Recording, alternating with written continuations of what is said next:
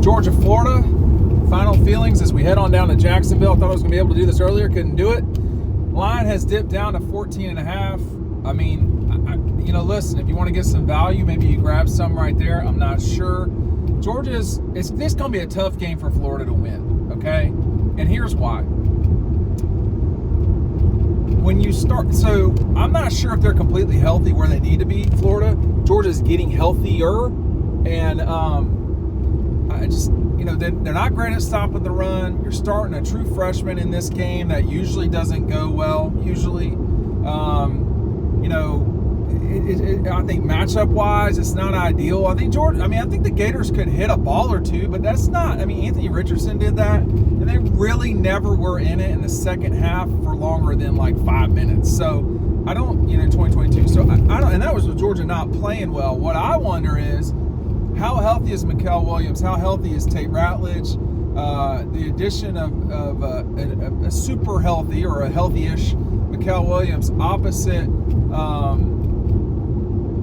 The pass rush at Georgia, you could be talking about a very lethal combination of Jalen Walker, I should say his full name, Jalen Walker and Mikael Williams. They got a lot going on there. My biggest concern coming into this season was Georgia stopping the run, Georgia's big guys, stuff like that. You can tell I'm out in the boonies because these roads are not ideal, so bear with me. But Georgia's also, it's not good enough to just really play well at Texas. You need to play well and stack games. So what do I mean by that? You play well against Texas, then you play well against Florida, and then you play well against Ole Miss. And if you got to grind it out against Tennessee, you got to grind it out against Tennessee. You don't have to always play well to win. So how many times in a row can you stack wins? How many stack playing well? How many games in a row can you win? We're talking about Alabama. It's already got 2 losses. They can't lose any more games at all, or they're out. Ohio State, they probably gotta win against Penn State this week. Georgia's not in that position. If they lost to Florida, then they'd be in you gotta win out position. But I just don't see that happening. When is Carson Beck going to play his best ball? Because we've not seen that. And the assumption that Carson Beck is going to go an entire season and not play well, I just don't see it, man.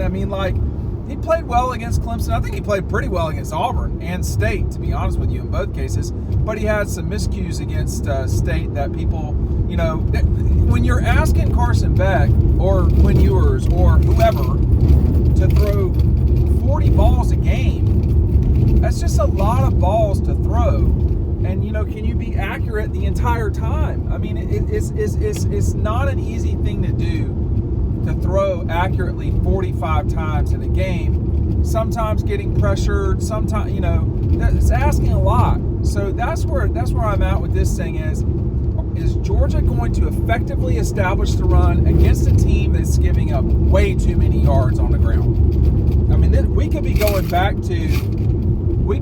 back to a situation with Georgia where they go back to old school Kirby and they're running it a lot. And that's what they want to. If they had their way, they'd be way more balanced than they've been lately. I asked Kirby after the State game, are y'all more comfortable throwing the ball?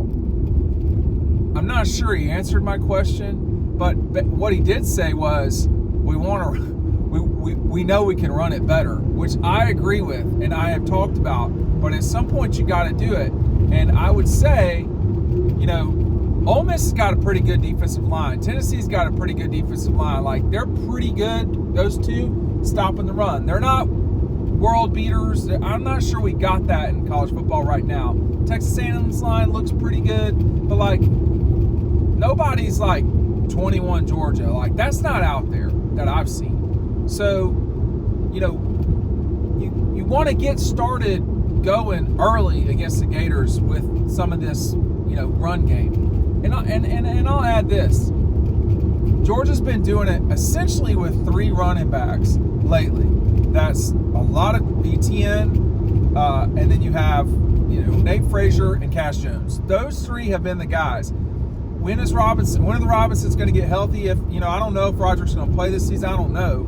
but Branson Robinson will be back. And then you start saying, does Dwight Phillips Jr. have anything to say this season at the end of the year? I mean, like, are there packages where 20 gets into the game? Just like a play or two, you got to earn all that though. So I don't know, the pieces to the puzzle are all there, but we've only seen one time this year, which for a full game, which was the Tennessee Tech game. We only see one time this year, ETN, Jared Wilson, and Tate Ratledge all in the game at the same time. It hadn't happened. And so now that I don't even know what game this is, because I don't know Georgia's record. I know they've lost once. What are they, like 6-1, 7-1? So when you're this far in the season, you have developed a rhythm, a flow. They've asked Carson to do a lot. And the fact of the matter is, he's gotten them to this point. And he can get them to the national championship. He cannot do that. It will be extremely challenging to do that for the next sort of 9 games or whatever is left. I mean, you've got what? So you got Tech, UMass, Ole Miss, Tennessee, and the Gators. You got 5 games regular season. Let's just say they play in the SEC championship and win it. So that's 6, and then you would have at that point 3 more games. So you're looking at anywhere. It could be 10. It could be 8 games more or 10 games more. If my math is right, I think it could be 9 or 10 more now that I think about it. So doing math on the fly in your head, and I will say I'm very good at math, but that's asking a lot. So can you get the run game going? You really cannot. We're getting close to the part of the season where your depth is going to matter more. Georgia's depth has been tested at the start. I mean, you're on the road at Alabama. You're on the road at Kentucky. You're on the road at Texas. You've played Clemson already. You've had a rivalry game with Auburn. I mean, everybody's getting into the season now. And so you got 5 games left, 2 rivalries, a big game against Tennessee, and the travel to Ole Miss. So there's plenty left to go here. But for Florida, this is the 5-game stretch for the Gators that a lot of people have talked about. People like me noticed it. They're not playing as bad as they were. They've made some adjustments. They're not playing as bad. They're also not playing the teams that are good. I mean, Tennessee and getting into a knife fight with Florida at Neyland was the least surprising thing. I talked about that. I said Florida can win that game. I am not going to say that about this game. That would be a stretch. Needless to say, like, you're stretching dough. Like, you'd really have to stretch it out for a while. I don't. It's going to be hard to do that. Okay, now, with that said, Florida has played better. They are playing better. But Georgia and probably Texas and quasi-Alabama and Tennessee, they're on different levels than the rest of the league. And that and I would put Tennessee in that universe. So Florida can play with them, but there's been no point in the season that Georgia just has looked that, rough, I wouldn't say. I mean, like, you say, well, they looked really bad at Kentucky on offense, not defensively. They did not. I mean, like, and then they tend to surge in the fourth quarter. Alabama, Kentucky, Clemson. I guess Clemson. Georgia tends to play well as games go on. Florida regressed in that Tennessee game, and maybe that was Tennessee. I don't know. Florida should have won that game. The more I think about it, Ohio State, they should have lost to Nebraska. Nebraska didn't win. Nebraska's not winners right now. They might be in the near future, but they're not right now. So I think for the Gators, just this game, can you get Carson to throw picks, plural? Can you steal something on special teams? Can you have explosive play on special teams? It makes me think about 2011. Georgia was a better team in that game, and they had lost so many times before to the Gators. I don't think I have to recap it, but they had only beaten them in 97, 04, and 07. Like, from 1990 until 20, and they had lost 17 games. It was bad. Now, you get to the 11 game, Georgia's the better team, and it took them like a half to get going. A half. You can't, Florida needs the Demps touchdown on special teams. They need, they need to steal some points. Can they get a pick six? Can they get a turnover? Can they pin Georgia deep and get a turnover? all that stuff. They can't come down and miss field goals. You know, I feel like that happened in the early 2010s. I mean, so all of those things, they all add up. When you're trying to upset somebody that is a pretty significant favorite over you, you've got to get some things going your way. It can't just be the other team doesn't play well. Like, we've seen Georgia not play well this season and win, right? That's part of their MO. They are winners. They know how to win. Their default is to win, okay? And Georgia's not, you know, like, you're not going to be the backboard when you're practicing tennis. Like, you're going to have to make shots. And you're going to have to beat the other guy. That's the part with Florida, although they played better against a team in Kentucky that just seems like they've quit, to be honest with you. I really don't say that word a lot around athletics because I know what it's like to get up at 5:45 and run and lift and all that stuff. I don't talk about that sort of stuff a lot, but Kentucky, it is not going well there right now. So you really handled State on the road, scored a bunch of points. Everybody's scoring a bunch of points. They gave up some points against State too. State seems to be playing everybody pretty hard. Georgia, Florida, Texas A&M. I mean, like Texas. You know, I don't know if it's their style. Maybe they were like a left-handed like version. I mean, like, I don't know. So I don't know about. What I'm trying to say is I don't know enough about football to describe it. Whenever we played people who were left-handed, it was not fun. So, and it didn't mean you wouldn't win. It was just not fun. So I think when you look at the recent results for Florida, I think for me the most impressive result was beating UCF. Like, just saying, you know what, we're tired of this, we're beating you. And they did. And so I want to say we're tired of this, which is that we're going to assume that, like, this assumption by, I guess, UCF people that we're on the same level. No, we're not on the same level. You are UCF and we're the Gators, and that's it. And that's exactly what they did. And I think that's what Georgia's probably going to go to the game. There's also, too, when you're the underdog in this game, you know, you need things to go right. You need to choose to be aggressive, but those things to go the right way. Like, you know, we've seen Dan Mullen go for it on some fourth downs and it not turn out right. I think the fake last year with ETN, it didn't work. I mean, like, so if you're going to do that, that shows you're not the better team almost immediately. That you convert that play doesn't mean that you're going to win the game. But, man, if you don't, I mean, if you don't convert a trick play and you get stuck behind, that's a real problem. And lately, Florida has tried and not been successful with that. When you know, Georgia's not really upset Florida a lot. I mean, they beat them in 2007. That was an upset. They were a 7-point dog in that one. They upset them in 97. But think about the 97 game. There's not been a lot of upsets in this game, okay? 97 was an upset. 02 was an upset, not a big one. People think that was it was not a big upset. They were like Georgia was like a 2 or 3 point favorite. It was not a big upset.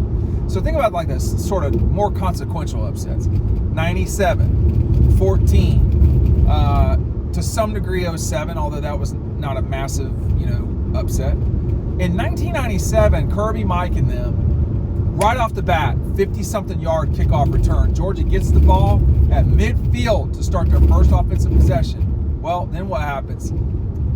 Tip ball for an interception deep down the field on the Gators, and then Georgia gets the ball right back after forcing I don't know if it's a 3 and out, but the Gators weren't playing well at that moment. They get the ball to Larry twice, once on a real play, and then once Hines Ward on a trick play. Boom, Georgia's right down the field. Selma Callaway for a carry, and then Robert Edwards explodes. I start calling people by their first names. I know some of them. So Robert Edwards explodes for a touchdown. Georgia's up 7-0. You want to pull an upset, you get up 7-0. Then the Gators turn it over a couple of times. I think it was in the first half.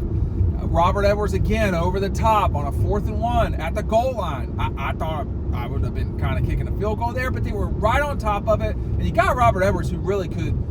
Robert Edwards is so much better at running back than people really that are younger than me, I think, realize. Robert Edwards was a straight up badass, and the type of back that was freak, take it to the house kind of guy. I mean, the only thing the Patriots don't make mistakes drafting typically. They picked him in the first round. Okay? These people are not idiots. And Robert Edwards was a freaky-deaky running back that has some serious speed. The only thing that slowed him down were injuries. That was it. So they get up, they got up, I think it was 17-3 at the half or 17-10, I can't remember here, or 14. It was 14-3. Then the Gators come back, go up 17-14. Well, then Georgia just straight up manufactures a drive, gets back up, then more interceptions. Kirby the Gators threw 4 interceptions that day as a 20-point favorite, as an 18-point favorite. So as a significant favorite, you turn it over 4 times. A. B. The other team has Hines Ward and Robert Edwards. I mean, I don't care if Mike Bobo's the quarterback if they got Robert Edwards and Hines Ward. And by the way, Corey Allen was no, loser. You had Stinchcomb on that line. You had Chris Terry on that line. I think Jonas was on that line. I can't remember. I think he was. So, you had Stroud on the defensive line. There's a pretty good Georgia team. They were not ready when they played Tennessee that year. They got beat by 25. They go roll on down to Jacksonville, and Florida was a mess. Georgia's not a mess. So, look, this is the 27th time I've been down here, okay? And it's a lot longer trip than you think it's going to be. It's a tiring whole deal. I mean, you're not Georgia without this game.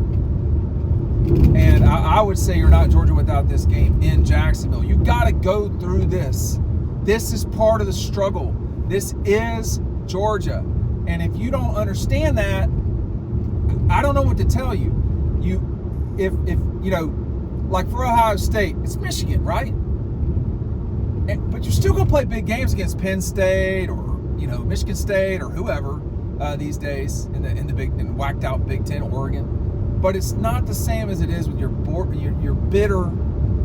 enemy. You don't think that the Gators and Dogs are bitter enemies? They do not like each other at all. They respect each other. The institutions are very similar, Florida and Georgia. They're both, way up there in terms of public education. They both really care about not just football, but all sports. But Georgia has passed Florida in terms of the seriousness of their football program and the apparatus. We've seen now at Florida, with Billy turning things around a little bit. I think they're 4-3. I think they're 4-3. I think that's right. And then, you had Ben Sass leave town. I don't know what happened there. I don't know what happened there. And then, now the person that, if I'm not mistaken, the person that hired Billy is back, but you do not, one way or the other, you do not have a president at the University of Florida that is an entrenched president. So Billy sticking around another year is not out of the question at all. And, this game is going to be really important, not just for this season for the Gators, but for beyond, because they are at a point here where they're going to have to make some decisions. I don't really think you can bring Billy back without a win over Georgia or LSU or something. And you kind of run out of games that are big games to win after a while. I mean, that's where Ohio State's at. If they don't beat Penn State, what do they have? And for Georgia, Florida, I can express it very. I lived through this time. I understand it. For decades, I would say 70s, 80s, 60s. Georgia'd go down to Jacksonville, and no matter who the better team was, 7 out of 10 times, 6 out of 10 times, Georgia was winning the game, whether they were the better team or not. And a lot of times they were the better team. And the romantification, I guess, the romance that everybody put around the 80 game and, all this, Tim Tebow never had that moment in Jacksonville. He never had the, Steve Spurrier, Tim, they won in 08 and 09. They had a great, that was a great win in 08. But he never had that,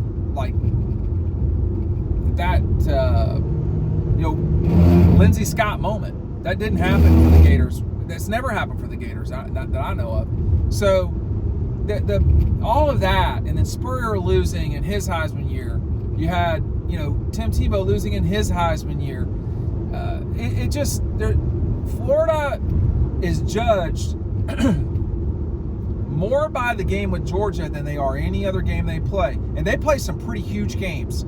Florida State, LSU, Tennessee. Those are huge games for the Gators. But it really comes down to how are you competing against the Dogs, because for so long, Florida could not get around the Dogs. Couldn't do it. For the entire script to be flipped on the Gators, on the Dogs from 90 to really 2010, but I would argue 2007, but that's okay. In that 20-year period to totally dominate. But Georgia, for a lot of that time, was not good. I mean, 90, 93, 94, 95, 96, 2009, 2010. Those were not good Georgia teams, period. And now we've seen from this point forward, Florida's had a lot of not good teams too, and Georgia's just smashed them. And there's been upsets. 14. I mean, I don't know what Georgia was thinking in 2014. It was followed up a year later with, I mean, just complete disaster, total failure from Brian Schottenheimer. Guy's the worst coordinator Georgia's ever had, and that's saying something because you still had Kevin Ramsey in the 90s. But Brian Schottenheimer takes the cake. And you're starting Fatone Balta, which was just like a complete, we're going to lose this game, we know it. I mean, like, and you didn't change the offense. It was bizarre. So, in the grand scheme of things, your whole season can get made down here. And I think that's one worry, if you want to call it that. Georgia fans that are of a particular age, meaning under 30, do not know that struggle. They were too young to remember it. They have spent the bulk of their time watching Georgia rub the Gators' face in. Okay? If you were born in 97, you know, something like you were too little to see the beatings that Florida put on Georgia. And, you know, Georgia go down there and they think they were equal, lost. They think they were better, lost. They knew they weren't as good, blown out. I mean, like, they thought they were the same, blown out. I mean, only lately have we seen Georgia really inflict a lot of pain on Florida. I don't think that stops this weekend. I don't think anybody in Florida thinks that stops. I think right now, these two programs are not on the same level. I think the next coach at Florida, whoever that person may be, has the ability, if it's the right coach, if they go sign Lane Kiffin, I am more skeptical of that these days than I ever have been. And you know, if you're not going to win at Tennessee, if you're not going to win at SC, and if you're winning but not in a massive way at Ole Miss, are you really going to win in Gainesville? So that has always been the scuttlebutt, but I don't know that that's, you know, I don't know, man. So let's just see what happens. I think Georgia, I expect them to cover this line. It's 14.5 now, and I expect it for sure. We're going to be back at Red Zone soon. Make sure you're going to be there for that Tennessee game. I'll see you at Red Zone for the UMass game. We'll do a remote there that Friday beforehand. Scott and Minnie very happy about that, I'm sure. And then the season concludes on a Black Friday in Athens, which you really are going to want to hit up Red Zone then for all of your accoutrements, all of your gifts, all of your holidays, spending, seasons, New Year's, Christmas. I mean, it's going to be a great time. But you are judged at Georgia by this game. You are judged at Georgia by how do you perform against Georgia's three rivals. And Kirby has done really well, but the thing that he's really changed more than anybody, Mark changed the Tennessee series. Mark changed the Auburn series. Honestly, Mark changed the Tech series. I mean, they lost 3 in a row. So, you know, but it's been this particular series that Kirby has changed more than any other. And this game is more important to Georgia people than any other game. Do not go at me with that, with anything else. This game is more important, period, than any other game. If you don't believe me, let them lose and find out. They lost Alabama this season.